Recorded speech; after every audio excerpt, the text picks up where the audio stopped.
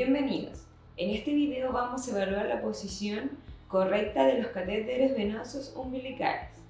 Para una mayor comprensión de este tema, se sugiere revisar el video anterior de posicionamiento de catéteres en neonatología con el enlace dejado en la descripción.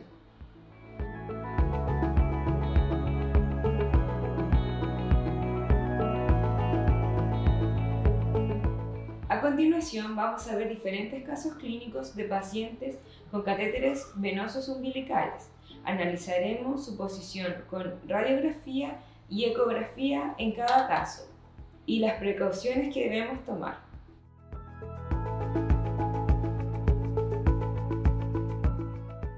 Nuestro primer caso es de un recién nacido prematuro de 31 semanas, el cual presenta un cuadro de dificultad respiratoria.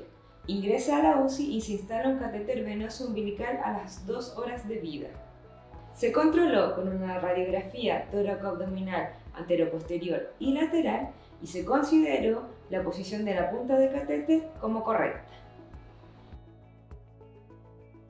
Sin embargo, si analizamos la posición de la punta del catéter con el método de los cuerpos vertebrales, observamos que la punta está a nivel de T7 a T8 y la recomendación es que quede en T9, no más hacia cefálico. Por lo tanto, con este método determinamos que el catéter está introducido 1 centímetro más de lo indicado. Del mismo modo, si analizamos la posición de la punta con el método de la silueta cardíaca, también observamos que el catéter venoso umbilical está muy introducido y debe retirarse 1 centímetro. Con la radiografía lateral obtenemos el mismo resultado, retirar 1 centímetro para que el catéter quede bien posicionado. La pregunta que nos podemos hacer ahora: ¿es realmente necesario retirar solo 1 centímetro el catéter de este paciente? Para responder esta pregunta debemos analizar el examen ecográfico de este catéter. En la ecografía se observa que el catéter traspasa la unión cabo-atrial, entra en la aurícula derecha y alcanza el septum interauricular, quedando finalmente la punta del catéter en la entrada de la aurícula izquierda, tras pasar por el foramen oval. Llama la atención que el catéter queda literalmente frotando el septum interauricular, por lo que debemos retirar el catéter a una posición más segura. Recordamos que la recomendación de expertos es retirar el catéter si está introducido más de 0,5 centímetros de la unión cabo-atrial. Después de evaluar la ecografía, nos preguntamos: ¿cómo es posible que 1 centímetro más sea suficiente para que el catéter llegue a la aurícula izquierda?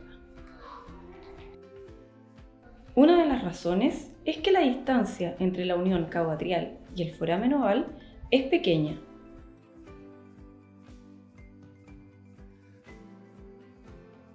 Por otro lado, el ductus venoso, por donde llega el catéter venoso umbilical, desemboca en la vena cava inferior, cerca de la aurícula derecha, en un ángulo que dirige el catéter umbilical hacia el foramen oval y a la aurícula izquierda. Esto no ocurre con los catéteres percutáneos de extremidades inferiores, ya que cuando están muy introducidos es menos probable que queden en la aurícula izquierda, sino que tienden a quedar dentro de la aurícula derecha, como en este ejemplo. Este caso nos enseña que debemos utilizar las dos herramientas que tenemos a nuestra disposición: el método de los cuerpos vertebrales y de la silueta cardíaca, ya que es la única forma objetiva que tenemos de evaluar el catéter con una radiografía. Si está introducido más de 0,5 centímetros, entonces debemos retirarlo, para evitar que la punta del catéter entre en contacto con estructuras internas y produzca complicaciones. En el caso de que ambos métodos presenten resultados discordantes, entonces debemos guiarnos por el método de la silueta cardíaca, que es el más preciso de los dos. En este paciente se retiró el catéter 1 centímetro quedando en la unión cabo-atrial y no presentó complicaciones posteriores.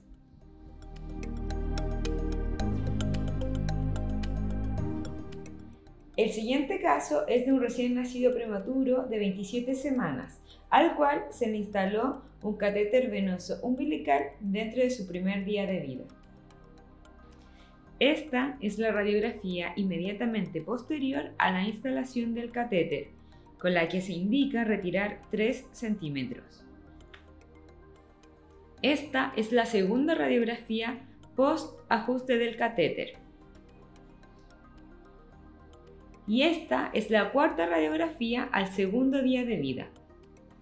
Al quinto día, el catéter umbilical es reemplazado por un percutáneo. Podemos observar que durante los primeros días de vida, el catéter se mantuvo todo el tiempo dentro del corazón. Posteriormente, el paciente evolucionó con signos clínicos de infección y hemograma con leucocitosis. Luego de descartar otros focos de infección, se realizó un ecocardiograma, el cual mostró una vegetación en el septum interauricular. Esta lesión presentaba las siguientes medidas: 3.2 por 1.5 milímetros. El paciente requirió tratamiento antibiótico por 3 semanas y evolucionó favorablemente. En este caso nos enseña que un catéter venoso umbilical mal posicionado, aunque sea por pocos días, puede provocar una endocarditis. Por esta razón, aunque la endocarditis sea una complicación poco frecuente, debemos preocuparnos en todo momento de que la punta del catéter se encuentre fuera del corazón.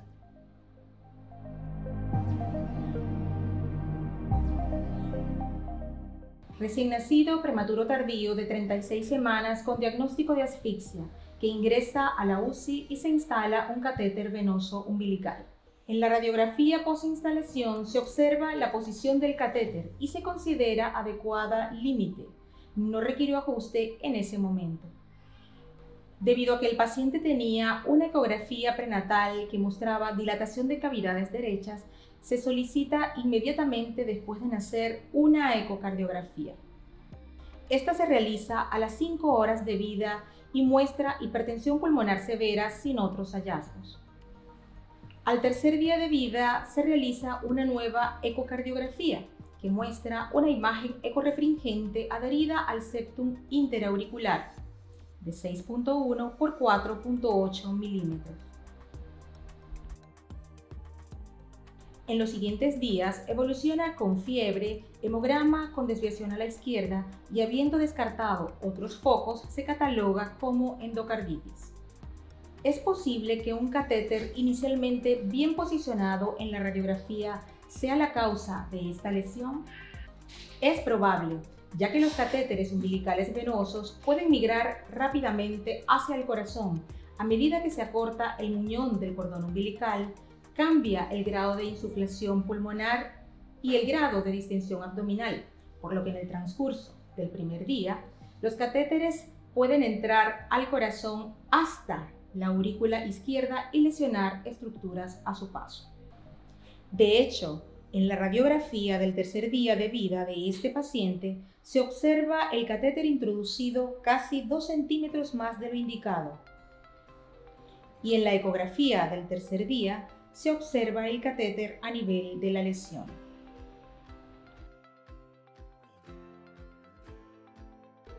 Esto nos enseña que debemos controlar el catéter umbilical venoso entre 24 a 36 horas, aunque inicialmente esté bien posicionado, y si está muy introducido en el control, hacer el ajuste que corresponda. La siguiente publicación nos muestra que con incluso 10 horas, un catéter venoso umbilical puede migrar significativamente hacia el interior del corazón.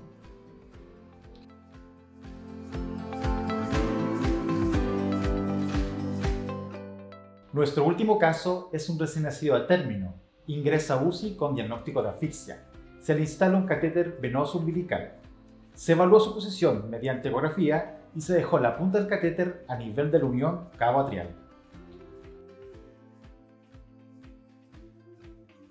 Se controló inmediatamente con radiografía donde la punta impresiona estar baja pero ya sabemos que está bien posicionada. De hecho, está ubicada en el límite superior, un poco más hacia cefálica y quedará intracardíaco. Por lo tanto, este catéter no debe ser retirado y puede ser usado con seguridad, siempre que se controle 24 a 36 horas para evaluar una posible migración. En consecuencia, si un catéter venoso umbilical impresiona estar bajo en la radiografía, deberíamos evaluarlo primero con ecografía y no sacarlo, ya que probablemente esté bien posicionado. Recordemos que desde la unión cabo-atrial hacia distal tenemos un rango de seguridad donde la punta del catéter puede quedar localizada. Este segmento mide 1,6 centímetros en promedio, 6 milímetros que mide la porción torácica de la vena cava inferior, más 10 milímetros que mide el ductus venoso.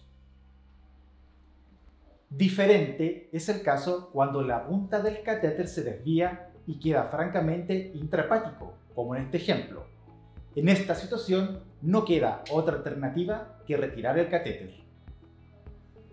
Diferentes estudios han demostrado que la radiografía no es un buen examen para catéteres venosos umbilicales, y aquí les mostramos uno de ellos. En este gráfico se observan 200 pares de radiografía y ecografías de catéteres umbilicales venosos. En gris están los que quedaron muy altos, intracardíacos. En negro los que quedaron bien posicionados y en blanco los que quedaron muy bajos, hepáticos. Se observa que los catéteres que quedaron en T9, que es la ubicación recomendada por el método de los cuerpos vertebrales, solo un tercio quedaron bien posicionados. Además, los catéteres que quedaron bien posicionados los encontramos en un rango tan amplio como de T7 a T11, evidenciando lo imprecisa que es la radiografía. En cambio, con la ecografía podemos lograr el escenario ideal, que es dejar el catéter en posición óptima en el momento de la instalación, sin tener que manipular el sitio de inserción para ajustes posteriores y sin irradiar al paciente.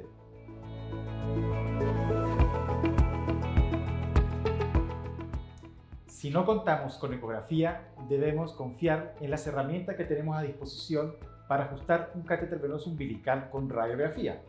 Es la única forma objetiva que tenemos para hacerlo. Aunque la endocarditis y el taponamiento cardíaco sean complicaciones poco frecuentes, de todas formas debemos asegurarnos de mantener la punta del catéter fuera del corazón. Un catéter venoso umbilical inicialmente bien posicionado puede migrar de forma significativa durante el transcurso del primer día, por lo que debe ser controlado entre 24 a 36 horas y ajustar nuevamente su posición de ser necesario. Eso es todo. Si tiene alguna duda o sugerencia, déjenla en los comentarios y podremos discutirlo.